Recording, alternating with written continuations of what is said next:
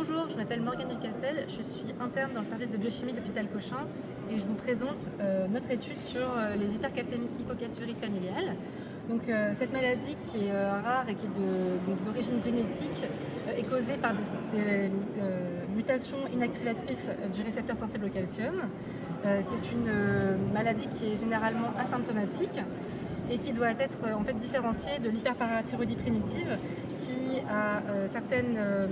partage en fait un certain nombre de points communs sur le plan biologique, mais dont la prise en charge est très différente puisque les patients atteints d'hyperparathyroïdie primitive, en fait, on pourra les traiter par chirurgie. Pour différencier ces maladies, en fait, la confirmation se fera sur la génétique. Il est nécessaire en fait, d'utiliser des index aujourd'hui pour sélectionner les patients pour lesquels on va proposer la génétique puisqu'on ne pourra pas la proposer à tous.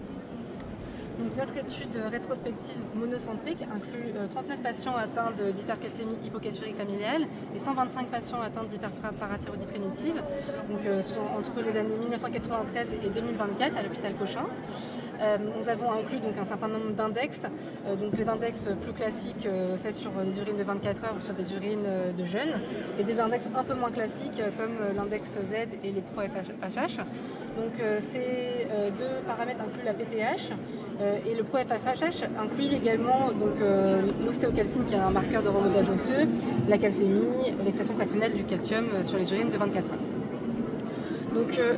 Nous avons analysé les différents marqueurs biologiques dans ces deux populations.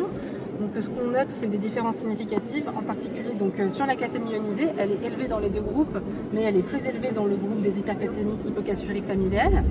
On note également une PTH qui est plus élevée dans le groupe des hyperparathyroïdies primitives et aussi des marqueurs du remodelage osseux qui sont plus élevés dans le groupe des hyperparathyroïdies primitives, ce qui est attendu puisqu'ils sont souvent atteints des troubles osseux. Ensuite, on a comparé les différents marqueurs, les différents index les plus classiques. Et ce qu'on va observer, c'est qu'ils sont pas forcément, ils ont des performances diagnostiques qui sont quand même assez limitées, bien que ceux faits sur les urines de 24 heures sont plus performants que ceux faits sur les urines de jeunes.